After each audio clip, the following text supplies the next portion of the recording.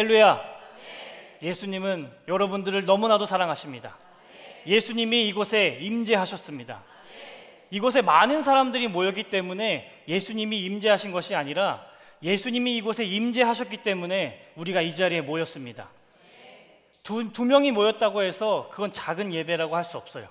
1000명이 모였다고 해서 그게 큰 예배라고 할 수 없습니다. 예수님이 있는 곳이 가장 큰 예배입니다. 예수님께서 이곳에 임재하신 이유는 우리를 혼내려고, 우리를 야단치려고, 아니면 우리를 좀 괴롭히려고 예수님이 이곳에 임재하신 것이 아닙니다. 예수님은 우리를 살려주시고 회복시켜주시고 우리를 다시 한번 올바른 길로 고쳐주시려고 이곳에 임재하셨습니다. 그 크고 놀라운 예수님의 사랑이 지금 이 시간 여러분들 마음 가운데 가득하기를 간절히 바라겠습니다. 하나님의 말씀은 성경 속에도 있어요. 하나님의 말씀은 성경 밖에도 있습니다. 그렇다면 하나님의 말씀은 성경 속에 있는 하나님의 말씀과 성경 밖에 있는 하나님 말씀 중에 뭐가 더 중요할까요? 성경 안에 있는 말씀이 좀 더 중요하지 않을까요? 왜냐하면 하나님이 그래도 정해서 적어 놓으신 거니까. 근데 또 만약에 하나님이 성경 속에 있는 그 말씀들만 맞다면 성경 밖에 있는 건 하나님의 말씀보다 덜 중요하다고 우리는 또 오해하고 착각하게 됩니다. 모세가 하나님에게 말씀을 받을 때는 그때는 성경이 없었어요. 그렇지만 모세가 시내산에서 하나님에게 직접 음성을 들을 때 그것도 하나님의 말씀입니다. 그렇지만 우리가 그때 만약에 성경이 없다고 해서 야, 하나님이 나한테 직접 말했지만 그건 성경이 아니야, 그건 하나님의 말씀이 아니야 라고 생각할 수 없다는 거예요. 요한복음 마지막 절에 보면은 이 요한이 성경에 적혀있는 그 예수님의 일 말고도 예수님이 행하신 일들이 너무나도 많다고 이야기합니다. 하지만 내가 그걸 다 적지 않고 지금 내가 적은 내용만 적는 이유는 이 내용으로도 예수님의 구원을 설명하기에 충분하기 때문에 여기까지 적었다고 하면서 성경을 마무리해요. 그렇다면 만약에 성경 안에 있는 말씀만 하나님의 말씀이라면, 중요한 말씀이라면 예수님께서 성경에 적혀있는 내용 말고 또 다른 내용들을 많이 하셨을 때 그건 중요하지 않는 내용일까요? 성경 안에 있는 것과 성경 밖에 있는 것의 차이가 없이 하나님의 말씀은 똑같은 권위를 가지고 있습니다. 그런데 문제는 우리예요. 하나님의 말씀이 성경 안에 있든지 밖에 있든지 똑같은 권위를 갖고 있지만 우리가 그 하나님의 말씀, 그 진리의 개념, 그 진리의 경계를 알지 못하기 때문에 우리는 성경 속에서부터 하나님의 진리를 알아가고 하나님이 알려주시는 개념을 알아가고 그 경계를 알아가야 합니다. 그래서 우리가 하나님에 대해서 알면, 진리에 대해서 알면 이제 성경 속에만 국한되어 있는 것이 아니라 성경 밖에 있는 그 온 우주 만물을 보면서 그 속에서 예수님의 진리를 찾아갈 수 있어야 돼요. 근데 우리가 성경 속에서도 예수님을 모르면 우리가 어떻게 밖에서 예수님을 찾을 수 있겠습니까? 진리란 우리 인간이 만드는 게 아니에요. 전능자에게 받은 게 바로 진리입니다. 타락한 인간은 절대 진리를 알 수도 없고 그 기준을 정할 수도 없어요. 아무리 우리가 신뢰하는 과학, 의학 이런 것들이 우리 마음속에 진리라고 생각할지 모르겠지만 이거는 절대 진리가 될 수 없습니다. 왜냐하면 시간이 지남에 따라 과학도 바뀌게 되고 시간이 지남에 따라 의학도 바뀌기 때문이죠.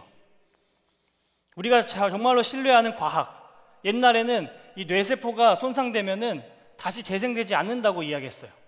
그래서 성인이 되었을 때 우리가 인간이 가질 수 있는 그 완벽한 뇌세포 개수가 딱 되면 그때 만약에 내가 다쳐서 뇌세포가 줄어든다, 그러면 이제 뇌세포가 재생이 되지 않기 때문에 그 사람은 좀 더 현저히 좀 기능적으로 떨어진다고 우리는 생각했습니다. 그래서 머리 때리지 말라고, 뇌세포 줄어드니까 머리 때리지 말라고 얼마나 많이 이야기했어요. 우리 머릿속에 이제 해마라는 그런 뇌 조직이 있는데 바닷속에 사는 해마와 비슷해서 이름이 해마예요. 거기가 이제 뭐 기능과 기억과 감정을 조절하는 것들이 있는데 거기에 있는 극한적인 그 일부 지역에서는 이 뇌세포가 재생이 가능하다고 합니다. 그리고 우리가 의학적으로 우리 아이들 낳으신 다 집사님들, 권사님들, 우리가 임신했을 때 커피를 마시지 말라고 했잖아요. 근데 요즘 의학은 200ml 미만의 커피는 괜찮다고 이야기해요. 다 우리가 속은 거예요. 커피를 마실 수 있었는데 여러분 마시지 못한 거예요. 그리고 도덕적으로 지금 우리가 이 한 자리에 남자와 여자가 같은 자리에 있어서 예배를 드리는데 이 조선시대 때에는 남자와 여자가 같이 있을 수 없었습니다. 그래서 그 당시에 우리 대한민국에 있었던 교회가 어떤 모양이었냐면 잘 아시겠지만 기역자 모양이었어요. 여러분들이 이해하기 쉽게 설명하면 시옷자 모양 교회라고 생각하시면 됩니다. 이 시옷자 가운데에 이 목회자가 서 있고 오른쪽 통로에는 남자들이 있고 왼쪽 통로에는 여자들이 있어서 남녀가 같이 있진 않지만 그 두 그룹들이 하나의 목회자를 보면서 설교를 들을 수 있게 만들어진 시스템이었어요.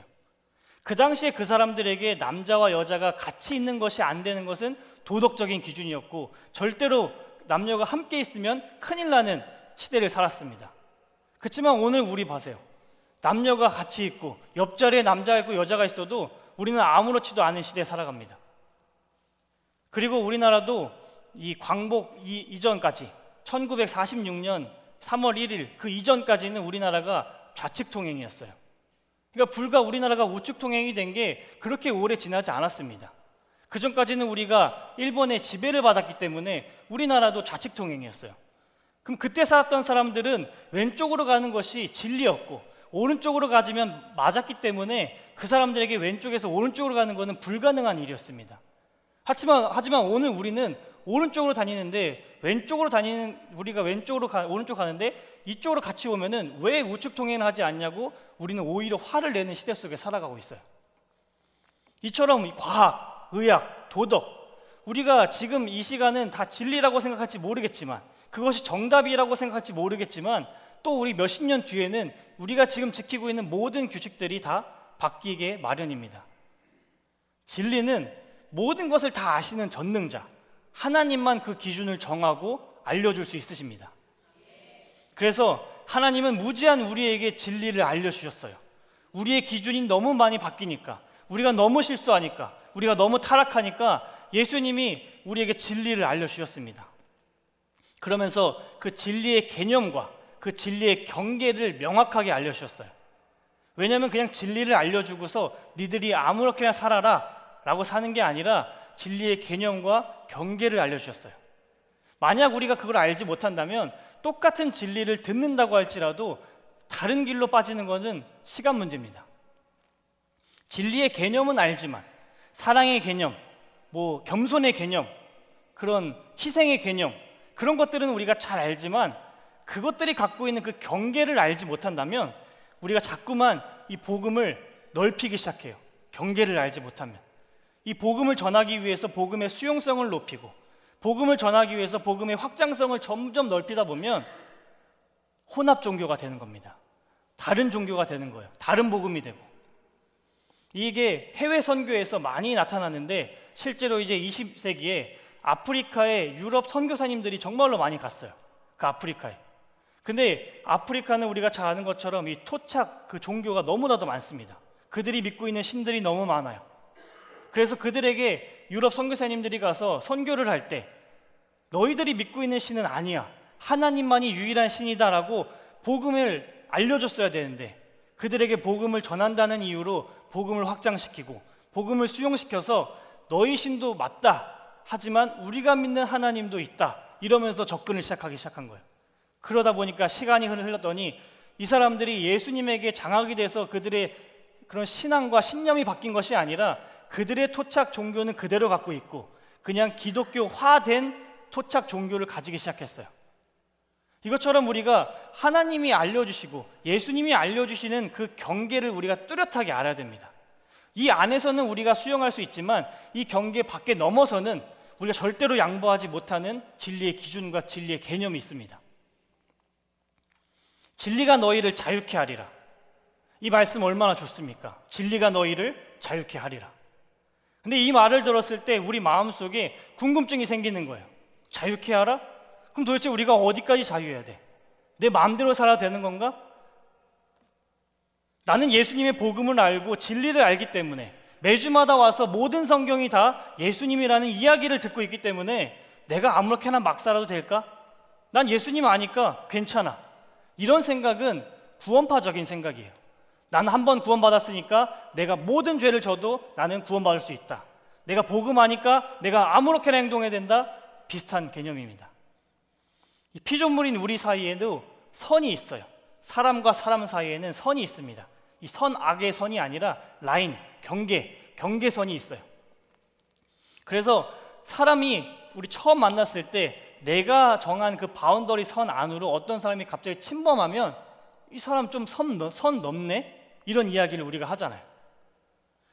그래서 우리가 새로운 학기에 새로운 친구들을 만나고 아니면 또 새로운 직장의 환경에 갔었을 때 새로운 사람과 우리가 관계를 할 때 그 사람들의 우리가 선을 알아가기 시작합니다. 그들의 경계선을 알아가기 시작합니다. 이 사람이 뭘 좋아하는지, 뭘 싫어하는지, 그리고 이 사람이 어떤 부분에 예민한지 아니면 어떤 부분에 둔한지 우리가 서로 알아가면서 그 사람이 만들어 놓은 경계선을 알아가기 시작해요. 그 경계선을 가장 잘 아는 자가 바로 부부 사이입니다. 부부 사이. 왜냐하면 이 경계선을 알아가기까지 피 터지게 싸웠거든요. 내가 뭘 좋아하는지, 내가 어떻게 행동하는지, 내 삶의 루틴이 어떤지 그 모든 선들을 서로 알아가면서 하는데 말로 설명할 수 없는 게 너무 많잖아요. 그러니까 살아가다가 부딪히면 너 왜 그러냐? 나는 이게 원래 이렇게 살았다. 그러면서 경계선을 서로 알아가면서 내가 아무리 부부지만 내가 허용할 수 있는 그 경계선이 다 있잖아요. 그 안으로 들어오면 안 되는 그런 경계선, 그런 것들을 알아가기 때문에 맞춰가는 과정은 힘들었지만 서로 알면 그때부터 너무 편한 거예요. 눈만 봐도 알 수 있는 거예요. 아, 저 사람 지금 기분이 안 좋구나. 저 사람 지금 뭔가 불편하구나. 그래서 뭔가 부부 동반 모임 갔을 때 어떤 사람이 우리 남편에게 뭐 이야기할 때 내 남편이 싫어하는 이야기를 했어요. 그래서 이 남편이 뭔가 화낼 때만 나타나는 그런 특이한 행동들이 있잖아요. 뭐 손을 떤다든지 갑자기 다리를 떤다든지. 그러면 그 상대방은 모르고 막 신나서 막 이야기하는데 아내는 아는 거예요. 아, 저 사람이 지금 화가 났구나. 아내만 아는 거예요. 그 사람의 선을 알기 때문에. 그래서 그 사람이 화나면 우린 그냥 하루 조용히 지나갑니다. 똥이 무서워서 피합니까? 더러워서 피하지. 그냥 우리가 너그럽게 이해해주면서 아, 이 사람이 그냥 하루 마음이 안 좋구나. 내가 그냥 넘겨줘야지. 내가 섬겨줘야지. 그냥 넘어가 주는 거예요. 왜 그럴 수 있냐? 그 사람이 갖고 있는 경계선을 우리가 정확히 알고 있기 때문이에요. 선을 알면 그 경계선을 알기 시작하면 싸울 일이 점점점 줄어듭니다. 왜냐면 내가 저기를 안 넘어야지를 아니까. 근데 모르면 너무 초조한 거예요. 내가 하는 행동 하나하나가 너무 긴장이 되는 거예요. 이게 또 이 사람을 기분을 상하게 할까? 이런 행동이 또 저 사람이 화나게 할까? 언제 터질지 모르는 시한폭탄 같은 이런 사람과 살아가는 게 이게 과연 편할까요? 우리 피조물이 인간 사이에 이런 경계선이 있는 이유는 하나님께서 그 진리의 경계를 만드셨기 때문이에요.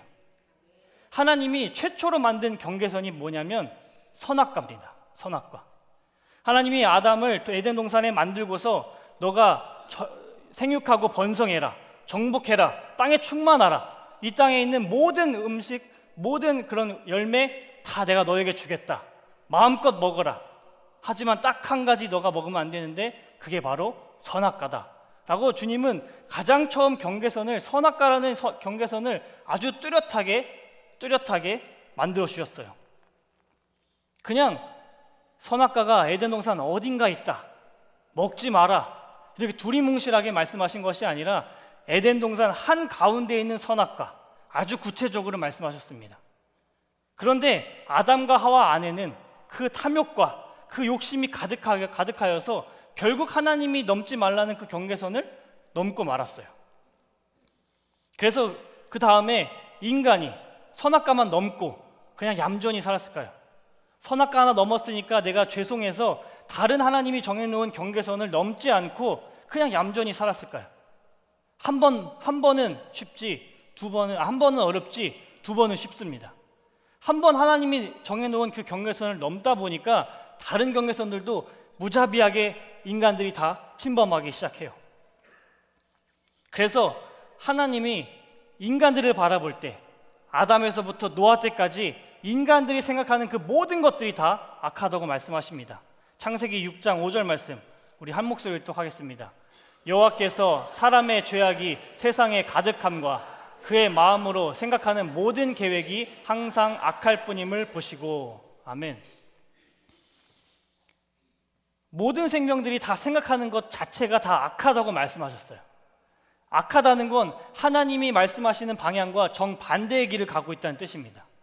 모든 사람이, 숨쉬는 모든 생물들이 다 하나님이 정해놓은 경계선을 침범하면서 하나님과 반대되는 삶을 살았어요.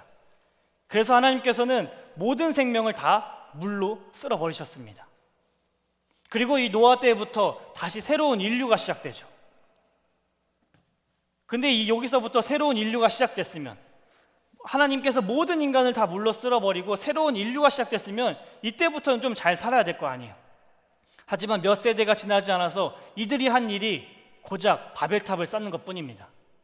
하나님처럼 높아지려고 했고, 물로 심판한 그 하나님이 두려워서, 물로 심판한 그 하나님이 아주 악한 신으로 보여서 다시는 하나님이 물로 홍수를 심판하여도 우리는 그 높은 하늘 꼭대기까지 닿는 바벨탑에 역청을 발라서 우리끼리 모여서 살아남아 보자, 하나님과 싸워서 이기겠다는 인간의 타락한 마음이었습니다.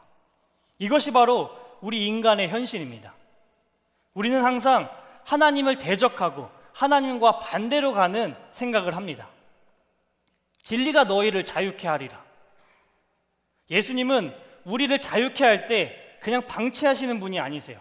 내가 너희에게 진리를 알려주겠다, 알려줬다, 너희 이제 마음대로 살아라, 이렇게 방치하시는 분이 아니에요.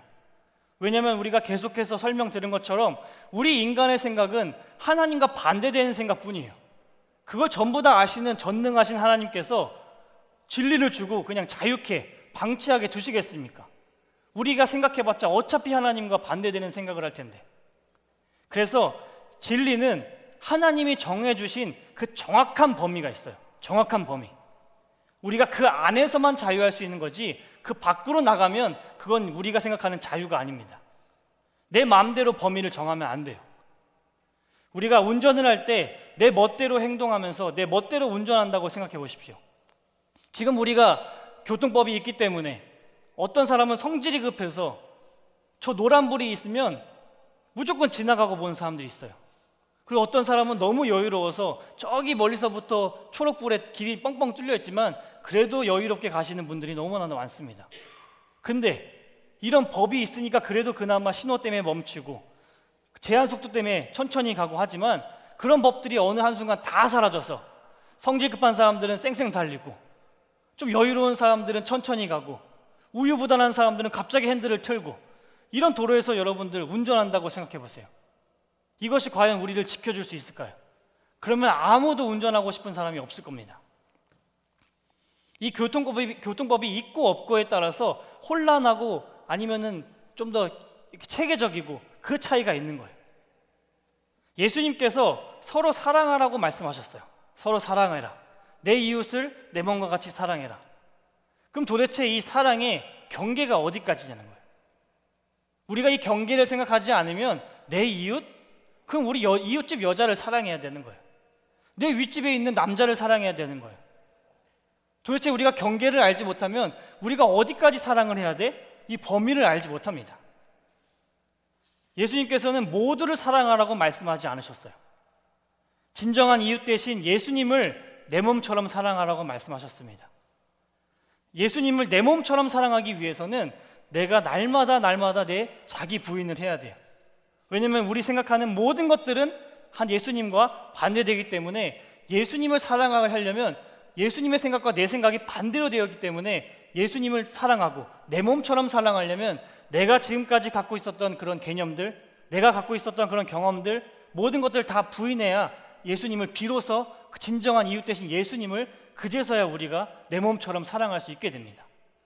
그렇게 예수님을 내 몸처럼, 내 걸 다 부인해서 내 몸처럼 예수님을 사랑하면 예수님의 영이 가득한 주변 사람들을 그제서야 우리가 사랑할 수 있게 돼요. 예수님을 내 몸처럼 사랑하지도 않는데 우리 교회에서 성도분들이 서로 사랑한다? 이것은 잠깐 일시적인 건 되지만 불가능합니다. 근데 이걸 물자적으로 내 이웃을 내 몸과 같이 사랑해라, 이걸 가지고서 코로나 때 예수님을 믿지 않은 사람들이 교회를 향해서 엄청 공격을 했어요. 너희가 믿는 예수가 내 이웃을 내 몸과 같이 사랑하라고 이야기하지 않았냐? 근데 왜 너희는 너희의 이웃인 사람들을 걱정하지 않고, 왜 너희는 이웃들을 걱정하지 않고 니네 멋대로 예배를 드리냐? 예수님을 믿지 않는 자들을 사랑하지 말라고는 하지 않으셨어요. 그들을 이해해 줘야죠. 그들을 배려해 줘야죠. 하지만 예수님을 믿지 않는 자들이, 우리 예수님을 높이고 예수님을 찬양하고 예수님께 영광 돌리는 우리의 목숨과도 같은 그 예배를 멈추라고 할 때 머리를 숙여서 사과한다? 그거는 지금 예수님이 말씀하신 그 사랑의 경계를 정확히 알지 못하는 거예요. 물론 그들을 사랑해야 돼요. 그들을 배려해야 됩니다. 그들에게 우리가 양보를 해줘야 됩니다. 근데 예수님을 모르는 자들이 내 인생에서 가장 중요하고 내 인생에서 절대로 없으면 안 되는 예수님과의 관계를 건드리는데 우리가 어떻게 그것을 수용할 수 있겠냐고요. 그리고 예수님의 그 사랑의 범위를 우리가 계속해서 넓히다 보면, 서로 사랑하라는 그 사랑의 범위를 계속해서 우리 마음대로 넓히면 간음을 사랑하게 되고, 도박을 사랑하게 되고, 도둑질을 사랑하게 되고, 살인을 사랑하게 되고, 그러면 계속 끝까지 가다가 결국 사탄 마귀까지 우리는 사랑할 수밖에 없어요. 그래서 경계가 중요하다는 거예요. 예수님이 진리로 내 이웃을 내 몸과 같이 사랑해라 라고 알려주셨지만, 그리고 우리를 내버려 두지 않으십니다. 성경을 보면 어디까지 사랑해야 되고, 예수님이 이렇게 말씀하시고서 바리새인들과 싸울 때 예수님이 바리새인들을 내 몸과 내 이웃처럼 사랑해서 그들의 잘못된 복음을 용서해 주지 않으셨어요. 강경하게 싸우시고 그들과 다투시고 그들에게 욕을 하시면서 너희의 생각이 틀렸다고 절대로 양보하지 못하는 순간들이 있었습니다. 우리가 이런 경계를 알지 못하면 내 마음대로 자꾸만 경계의 폭을 넓혀가기 시작하는 거예요. 살인도 마찬가지예요. 살인도 모든 생물을 죽이는 게 살인이 아닙니다. 근데 요즘 우리는 모든 생물들을 다 죽이는 걸 살인으로 생각해요. 그래서 이 채식주의자들이 외국도 그렇고 우리나라도 그렇고 이 패스트푸드점 들어가가지고 갑자기 시위를 하잖아요. 너희는 야만인이다, 너희는 살인자다, 그러면서 갑자기 햄버거를 먹고 있는 사람들에게 막 피켓을 들면서 빨리 나가라고 이러면서 막 시위를 벌이는 영상들 유튜브에 많잖아요. 그렇게 생각하는 건 동물도 죽이는 게 다 살인이라고 생각한다는 뜻이에요. 그래서 성경을 좀 아는 승려들, 성경을 옛날에 좀 배웠던 승려들이 이런 경계를 가지고 장난질을 하는 거예요. 야, 너희가 믿는 하나님이 살인하지 말라고 하지 않았냐? 근데 왜 너희는 고기를 먹어? 너희는 왜 동물을 죽여서 고기를 먹어? 이때 이 살인에 대한 경계를 알지 못하는 사람들은 갑자기 머리를 긁적이면서, 그러게, 하나님이 살인하지 말라고 했는데 왜 우리는 동물을 죽여서 먹지? 갑자기 내 믿음이 흔들리기 시작하는 거예요. 갑자기 내 신앙이 흔들리기 시작하는 거예요. 실제로 이 승려들 중에서 몇 명은 교회 다니면서 목사님들에게 이렇게 도장 깨기를 하시는 분들이 몇 명 있어요. 특히 그 사람들이 장난질하는 게 그 경계를 가지고 장난치는 거예요. 뚜렷하지 않는 거. 이웃을 사랑하라고 하지 않았냐? 근데 왜 너희는 이렇게 행동하냐? 살인하지 말라고 하지 않았냐? 근데 왜 너희는 이렇게 행동하냐? 그러면 이 경계를 알지 못하면 갑자기 불안하기 시작하는 거예요. 그러네, 내가 지금까지 뭔가 잘못 살았나? 내가 지금 성경을 잘못해서 해석했나? 갑자기 내 신앙이 막 다 흔들리기 시작하는 거예요. 만약에 동물도 하나님께서 살인으로 간주하신다면 뭐에 영향이 있냐면 제사에 영향이 있습니다. 하나님께서는 구약시대 때 제사를 예배 중에 가장 중요한 핵심으로 뽑으셨어요. 왜냐하면 아무리 찬양을 해도, 아무리 기도를 해도, 아무리 설교를 들어도 그 안에서 설명하는 것보다 직접 우리가 나의 죄를 용서함 받기 위해서는 누군가가, 어떤 생물이 죽어야 된다는 그 제사의 그 깊은 뜻, 그 메시아의 그 사역을 알려주는 그 제사, 그것이 구약의 설교 중에, 예배 중에 가장 중요했지 다른 것은 중요하지 않았어요. 근데 만약에 하나님께서 동물을 죽이는 것을 살인으로 간주하신다면 제사를 어떻게 할 수 있겠습니까? 나와서 동물을 죽이는데 하나님이 살인하지 말라고 했지, 그럼 제사가 없어지는 거예요. 하나님께서는 동물을 먹거리로 주셨지 우리의 이렇게 같이 사람처럼 살아가라고 이야기하지 않으셨어요. 우리 술도 마찬가지입니다. 우리 에베소서 5장 18절 말씀 한 목소리 읽겠습니다. 술 취하지 말라, 이는 방탕한 것이니 오직 성령으로 충만함을 받으라. 아멘. 분명 성경에서는 술을 마시지 말라고 저렇게 이야기합니다. 그래서 솔직히 왜 마시지 말라고 할까요? 이렇게 먹지 말라고, 자, 저기 봐라, 지금 술 마시지 말라고 써있지 않냐? 이러면서 술 마시지 말라는 경계를 계속 넓혀간 게 우리 대한민국의 신학입니다. 근데 정작 이 성경의 주인이신 예수님은 포도주를 아주 즐겨 하셨어요. 예수님이 도대체 왜 술을 많이 마셨을까? 예수님이 도대체 왜 포도주를 많이 마셨을까? 왜냐하면 성찬을 해야 되기 때문이에요. 성찬. 우리가 술을 마시지 말라는 경계를 계속해서 넓히다 보면 결국 또 문제되는 게 성찬이에요. 만약에 우리가 술을 마실 수 없다면 성찬에 포도주를 드릴 수 없어요. 그래서 포도주를 포도주스로 바꾸고 포도즙으로 바꾸고 이 술의 경계가 자꾸 넓어지니까 이러한 현상들이 우리 대한민국에 생기게 되었습니다. 왜 성찬을 포도주로 해야 되는지 저번 설교에 아주 자세하게 설명을 했습니다. 예수님이 포도주를 마신 이유는 성찬의 이유예요. 성찬. 예수님이 그냥 외로워서 술 마시지 않으셨습니다. 예수님이 그냥 심심해서 술 마시지 않으셨어요. 그냥 궁금해서 호기심에 마시지 않으셨어요. 오늘날 우리처럼 너무나 마음이 아파서 이 고민을 내가 오늘 잊고 싶어서 술 마시지 않으셨습니다. 그 포도주에 담긴 그 예수님의 그 보혈의 의미를 알려주려고 예수님이 포도주를 드셨어요. 그리고 예수복음을 전할 자들, 세리와 창녀들, 그들은 항상 포도주를 마시는 사람들이었습니다. 왜냐하면 자신의 삶이 너무나도 힘드니까, 너무나도 괴로우니까. 그들에게 복음을 전하기 위해선 술을 마시지 않는 경건한 자가 그들에게 찾아갔는데 어떻게 복음을 전할 수 있겠습니까? 술을 막 퍼마시는데 나는 술을 한 방울도 마시지 않습니다. 나를 믿어라. 이게 어떻게 대화가 되겠냐고. 예수님도 마시고 세리와 창녀도 마시고 그러면서 형님 동생 하면서 그러면서 신학을 알려주시고 예수님의 사랑을 알려주시고 우리도 이렇게 친한 사람들에게만 더 마음을 여는 것처럼 세리와 창녀도 똑같아요. 그 사람들에게 뭔가 거룩하고 근엄한 자가 가면 그 사람들이 뭐 존경하면서 찾아가겠습니까? 예수님은 그들에게 예수 복음을 알려주시려고 포도주를 입에 대신 거예요. 이것처럼 진리의 경계를 아는 것이 매우 중요합니다. 하나님은 항상 진리의 경계를 만드세요. 하나님이 정해주신 그 경계 안에서만 선이고 하나님이 정해주신 그 경계선 밖은 악입니다. 하나님이 정해주신 선, 그 안에서는 우리가 뭘 하든 다 선이에요. 하지만 그 경계선 밖으로 나가는 순간은 뭘 하든 다 악으로 판정됩니다. 제가 얼마 전에 넷플릭스에서 탈주라는 영화를 봤어요. 이재훈이라는 배우가 나오는 영화인데 이 북한 병사가 이 남한으로, 한국으로 이 탈북하는 영화입니다. 우리나라는 지금 군대가 1년 6개월인가요? 8개월인가요? 한 그 정도 짧은데 2년도 안 되는데 북한은 10년이잖아요. 그래서 그 이재훈이 그 10년을 이제 살아가는 연기를 하는데 저녁이 얼마 남지 않은 거예요. 그래서 그 주인공이 그 막사에 살면서 남들이 다 잘 때 환풍구로 나가서 그리고 그 주변을 둘러보고 철책에 땅을 파서 나가고 그리고 DMZ까지 가가지고 그 지뢰밭이 많은 데까지 가서 지뢰가 다 어디 있는지 10년 동안 살면서 하나하나씩 다 지도에 그렸어요. 자기가 손으로 직접. 그리고 전역하기 얼마 전에 내가 오늘 탈북해야겠다. 그렇게 생각을 하는 거예요.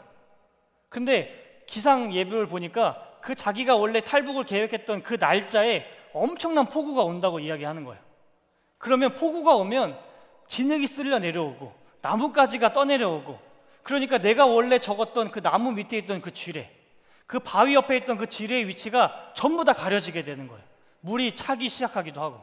그래서 이 배우가 너무나도 걱정하다가 결국 그냥 탈북을 감행합니다. 근데 그 자리에 가니까 그 탈북 그 비 오기 전까지는 이 배우의 너무 여유로웠어요. 너무 기분이 좋았어요. 탈북할 걸 생각하니까. 왜냐? 그 사람의 손에 지도가 있었기 때문이죠. 어느 곳에 지뢰가 있고 어느 곳에 이렇게 내가 피해야 되는지 그 길을 아니까 이 주인공이 마음이 너무 편했어요. 하지만 비가 온 다음에 진흙으로 다 이 지뢰밭들이 엉망진창 되니까 결국 이 사람이 그 지도를 던지고서 그냥 막 질주하기 시작해요. 이게 그 경계의 범위를 아는 것과 경계의 범위를 모르는 것이 이렇게 큰 차이가 있다는 겁니다. 내 손의 경계의 범위를 알면 내가 몇 발자국을 뛰든지, 내가 점프를 하든지, 내가 달리기를 하든지 아무런 문제가 되지 않아요. 그 경계 범위를 정확히 아니까. 하지만 이 경계 범위를 모르는 순간 한 발자국 떼기가 무서운 거예요. 혹시 이 지뢰가 떠내려와서 내 발의 앞에 있진 않을까? 혹시 내가 저기 점프해서 잘 넘었지만 몇십 미터 뒤에서 제 지뢰를 밟지 않을까? 진리가 너희를 자유케 한다고 말하니까 우리는 이 성경의 진리, 성경의 핵심이 예수님이라는 걸 다 아니까 뭘 해도 괜찮은 게 진리가 주는 자유라고 우리는 착각하며 살았습니다. 나는 예수 계시 아니까, 나는 성경의 모든 말씀이 다 예수님인 거 이제 아니까 뭐 주일 예배 빠져도 상관없고, 봉사하지 않아도 상관없고, 뭐 술 마셔도 상관없고, 내가 하고 싶은 거 뭘 해도 다 상관없다고 착각하며 살았어요. 하고 싶은 거 다 해도 진리를 아니까 나는 자유롭게 행동해도 되는 줄 알았습니다. 근데 진리의 경계가 있다는 건 우리는 알지 못했어요. 그래서 하나님이 정해주신 그 경계를 내 마음대로, 내 범위대로 넘어다니면서 내 멋대로 행동하며 살아갔습니다. 술도 성찬의 범위 안에서만 선이에요. 그 밖으로 넘어가는 순간은 악입니다. 우리가 뭐 맥주 한 잔, 소주 한 잔 하면서 그것을 수단으로 삼으면서 그동안 내가 마음속에 가지고 있었던 그 응어리진 그 내용들, 그것을 술 한 잔 먹으면서 서로 마음을 털고 내 죄를 고백하고 그 죄를 용서해주고 다시 우리가 예수님을 바라볼 수 있다면 그건 너무나도 좋은 거예요. 하지만 우리가 그것을 컨트롤하지 못하고, 우리가 술 또한 우리가 우리의 신앙을 성장할 수 있는 수단으로 사용할 수 있는 능력이 있어야 돼요. 그렇지만 우리 모임의 목적이 되어서 한 잔이 두 잔이 되고 두 잔이 세 잔이 되고, 술이 내가 술을 먹는 것이 아니라 술이 나를 먹는 순간부터는 그건 악이에요. 하나님께서 알려주신 그 경계의 범위를 알면 그 안에서 우리가 뭘 하든 선입니다. 그래서 우리가 자유한다는 뜻이에요. 근데 그 선을 넘어가면 뭘 하든 다 악이에요. 그걸 알기 때문에 또 그게 자유한 거예요. 우리가 이 진리 체계는 그 신호 체계와 비슷하다고 생각하시면 됩니다. 진리 체계는 우리가 운전할 때 신호 체계, 여러분들이 그 신호 체계에 대해서 알고 싶지 않아도 같은 거리를 계속 반복하다 보면은 그 신호 체계를 알게 되잖아요.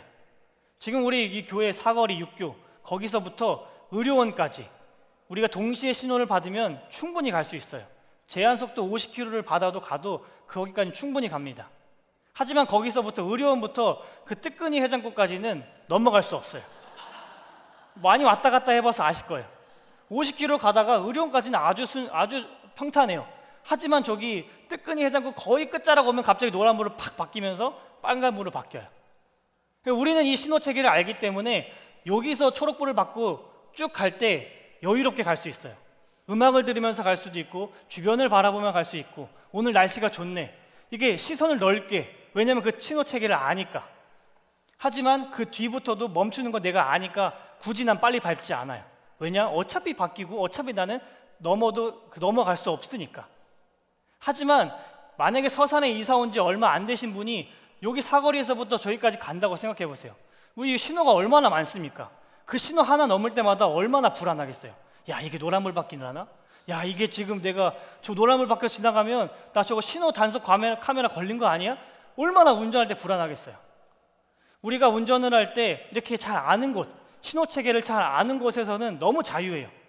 하지만 초행길, 다른 지역에 가가지고 신호 체계가 어떻게 바뀌지 모르면 그 신호등 하나하나마다 눈에서 레이저가 나올 것처럼 보면서 아주 극도로 긴장을 하잖아요. 그래서 어떤 사람들은 이 긴장을 했을 때 누가 옆에서 말 거면 막 조용히 하라고 해요. 조용히 해야 돼, 지금 집중해야 돼. 저희 어머니도 그런 긴장이 찾아오면 노래를 갑자기 끄라고 해요.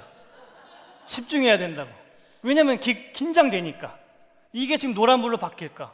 내가 지금 빨간불에 넘어온 게 아니까.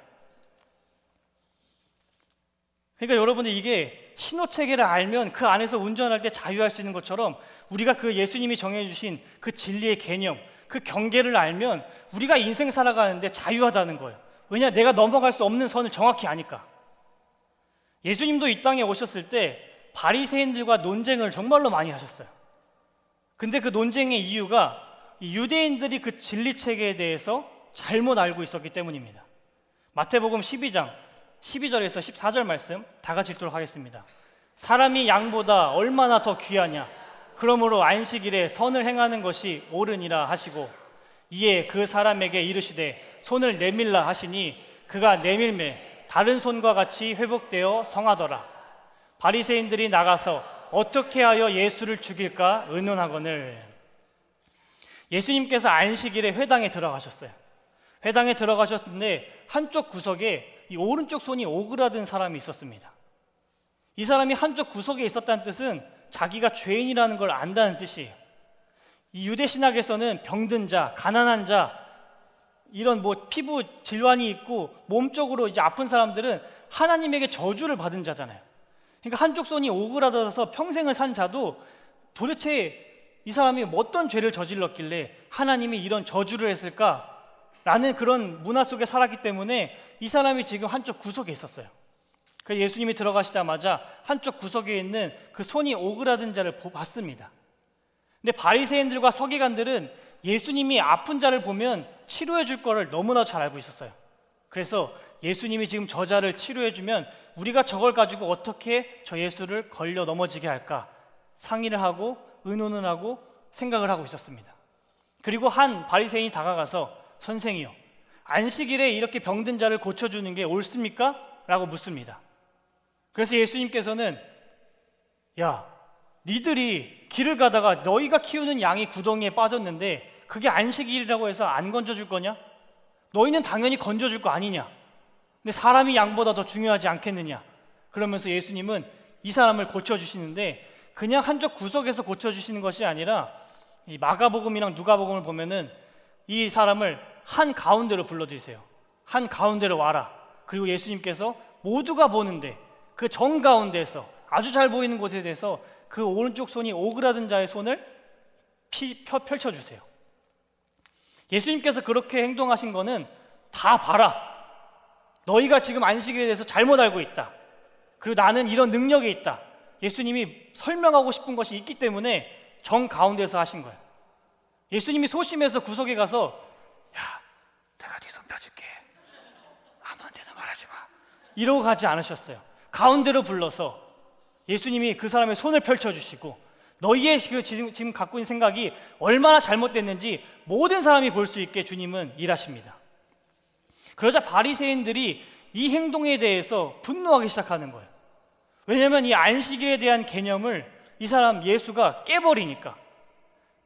제가 얼마 전에 이제 아동부 아이들에게 안식일에 대해서 설교를 했었는데 유대인들이 어느 정도까지 안식일에 일을 하지 않냐면 이 냉장고를 열면 여러분들 불이 들어오잖아요. 자동으로 불이 딱 들어오잖아요. 근데 이 유대인들의 기준에서는 전기를 사용하는 것 자체가 일이에요. 그렇기 때문에 내가 냉장고 문을 열었을 때 불이 자동으로 들어와도 이게 일인 거예요. 전기가 들어왔으니까. 그러니까 유대인들은 그 전날에 냉장고에 램프를 뺍니다. 그래서 문을 열고 밥을 먹는 거예요. 그리고 이렇게 불을 사용할 수 없어요. 가스레인지를. 왜냐면 불을 켜는 것도 일이고 요리 써는 것도 일이고 볶는 것도 일이고, 그렇기 때문에 이 사람들은 전날에 미리 요리를 해놔요. 안식일 전날에. 그러면 이 사람들이, 돈이 있는 사람들은 이 데필 수 있는 핫팟을 계속 24시간 켜놔서 따뜻한 음식을 먹는 거고,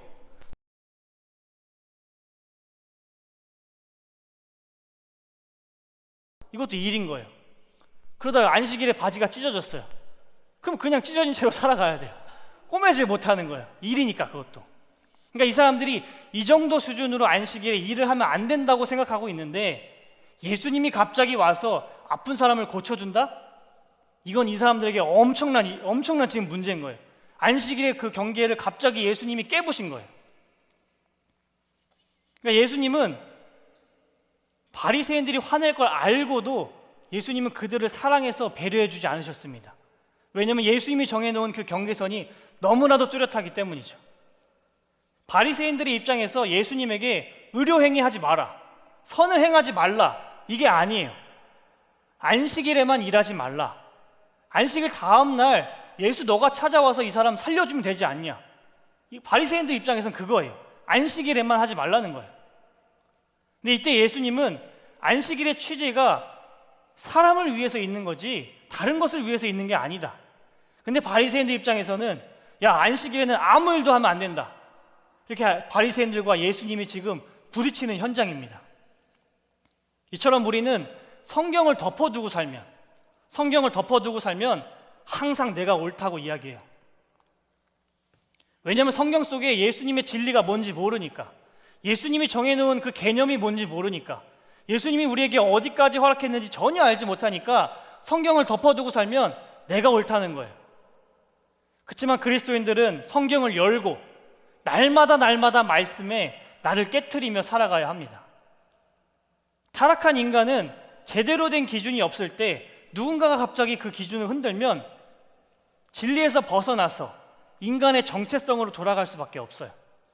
내가 올바른 예수 신학, 내가 올바른 예수 진리로 정확한 기준이 없는 상태에서 누군가가 갑자기 그 기준을 팍 건들면 다시 인간으로 돌아가는 거예요.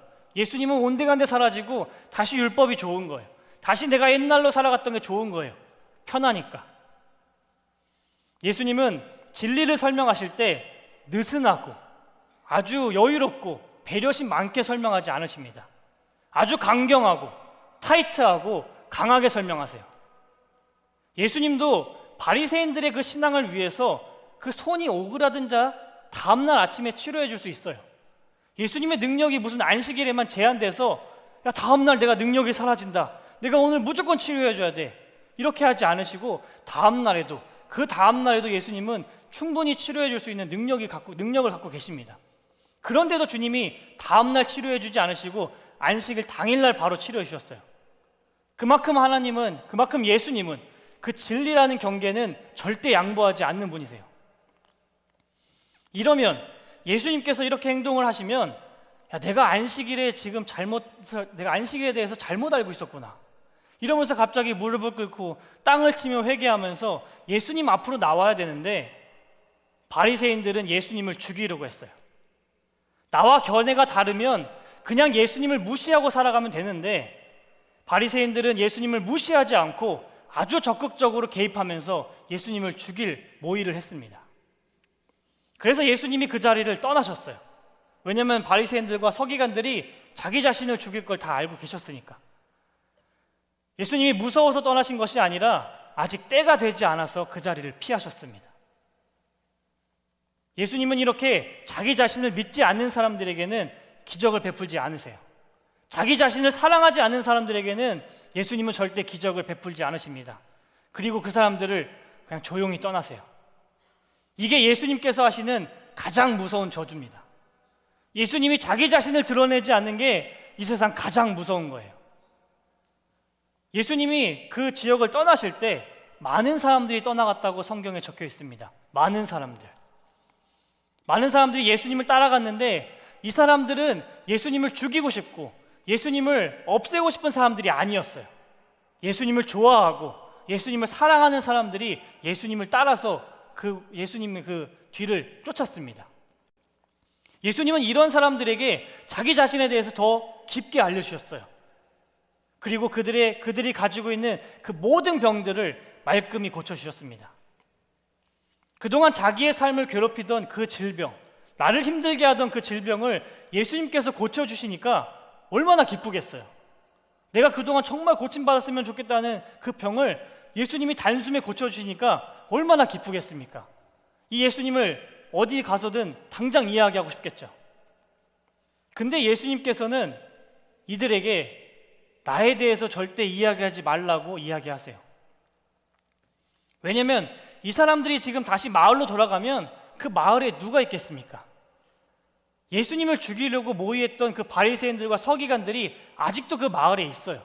그럼 이 사람들이 자기가 너무 고침받은 것에 대해서 기뻐서 마을에 돌아가서 예수님에 대해서, 예수님의 능력에 대해서 더 많은 이야기를 하면 그 예수님을 죽이려고 했던 그 바리새인들과 서기관들이 그 예수님의 능력을 갑자기 탐하기 시작하는 거예요. 이 사람들이라고 해서 병이 없겠습니까? 모든 사람들은 다 병을 가지고 있어요. 겉으로 드러나지 않을 뿐이지 뭐 속에 있는 병, 겉으로 드러나는 병, 모든 병을 다 인간은 갖고 있습니다. 예수님은 싫어하지만 고침은 받고 싶은 거예요. 근데 예수님께서는 이런 사람들을 고쳐주기 싫어하십니다.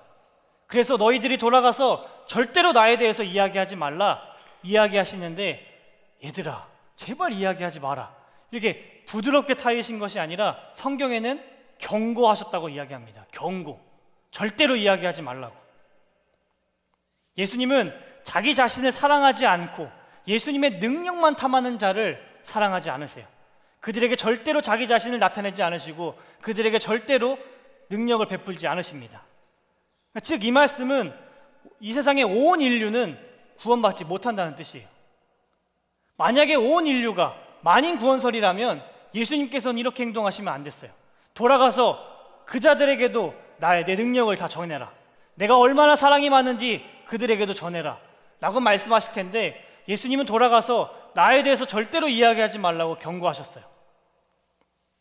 예수님은 자기 자신을 드러내지 않는 그 가장 큰 심판을 예수님을 사랑하지 않는 자들에게 쏟아붓습니다. 반대로 예수님이 자기 자신을 드러내는 건 이 세상의 가장 큰 축복인 거예요. 예수님은 바리새인들과 다투지 않을 수도 있었어요. 그리고 그들이 틀렸는지 혼내지 않을 수도 있었습니다. 하지만 그들과 강경하게 싸우시면서 욕하시면서 그들의 생각을 부시려고 했던 건 예수님의 진리가 얼마나 뚜렷하고 얼마나 확실한지 알려주고 싶은 것이 예수님의 마음이었습니다. 예수님은 오늘 본문 말씀에서는 바리새인들과 다투지 않으셨어요. 그냥 조용히 떠나셨어요. 그리고 그들이 왜 틀렸는지, 그들이 어떤 부분이 잘못했는지 논쟁하거나 다투지 않고 그냥 그 자리를 떠나셨습니다. 왜냐하면 그들이 생각을 돌이키면 그건 심판이 아니거든요. 그래서 그들과 다투지 않으시고 그들과 큰 소리로 설명하지 않으시고 거리에서 아무도 들으지 못할 정도로 조용한 소리로 예수님은 그냥 나지막한 목소리로 이야기만 하시고 그 자리를 조용히 떠나셨습니다. 예수님께서 이렇게 행동하신 것이 가장 무서운 행동이에요. 가장 예수님이 쏟아붓는 가장 큰 저주가 그냥 조용히 떠나시는 겁니다. 우리도 예수님의 음성을 듣지 못했습니다. 예수님이 하신 말씀의 그 진리의 개념과 경계를 전혀 알지 못해서 내 마음대로 살았던 사람들이었어요. 우리 마음 가운데 가장 큰 문제가 뭐냐면 바로 영적인 타락입니다. 영혼의 타락. 우리는 영혼부터 타락해서 하나님을 대적하고 예수님을 싫어하는 자들이었습니다. 그래서 성경 속에 예수님을 알려고 하기보다 세상을 더 알고 싶어 했어요. 성경은 덮어두고 예수님의 뜻보다 내 마음을 더 중요하게 생각했습니다. 그러나 예수님은 이런 우리와 다투지 않으시고 그냥 길에서 모두가 듣게 큰 소리로 말씀하지 않으시고 양이 자기의 목자의 음성을 듣고 따르는 것처럼 주님이 택하신 자들은 예수님을 따르게 됩니다. 우리가 예수님에 대해서 오해하고 예수님에 대해서 우리가 잘못 알고 있다고 할지라도 예수님은 우리와 다투지 않으세요. 우리를 혼내지 않으십니다. 어차피 예수님이 택한 자녀들은 예수님이 크게 말하시나 예수님이 작게 말하시나 양은 자기 목자의 음성을 듣고 예수님을 따라가는 것처럼 예수님은 우리에게 들을 길을 허락해 주셨습니다. 예수님은 상한 갈대인 창녀들과 세리들을 꺾지 않으십니다. 꺼져가는 심지인 우리처럼 도박에 빠지고 돈에 빠지고 세상에 빠지는 우리를 끄지 않으십니다. 이 좋으신 예수님은 다시 오실 그날까지 상한 갈대와 꺼져가는 심지인 우리를 절대로 꺾지 않으시고 절대로 끄지 않으십니다. 우리가 아무리 나약해도 예수님이 강하시기 때문에 우리에게 소망이 있습니다. 우리가 아무리 무지해도 예수님이 지혜롭기 때문에 우리에게 소망이 있습니다. 예수님은 택한 자들에게 자신의 영을 부어주십니다. 우리의 악한 영혼은 예수님의 의가 아니면 덮어질 수 없고 우리의 완악한 마음은 예수님의 사랑이 아니면 치유될 수 없습니다. 우리도 바리새인들처럼 예수님이 진리를 알려주지 않고 그냥 조용히 가도 할 말이 없는 자들입니다. 하지만 예수님께서는 우리를 포기하지 않으시고 진리의 경계가 있다는 사실을 알려주셨습니다. 우리를 좀 더 올바른 길로 인도해서 자기 자신에 대해서 알려주시는 그 가장 큰 축복을 허락해 주셨습니다. 이렇게 한없고 놀라운 사랑을 우리에게 부어주시는 그 좋으신 예수님께 우리 감사와 찬양과 영광의 박수를 올려드리길 원합니다.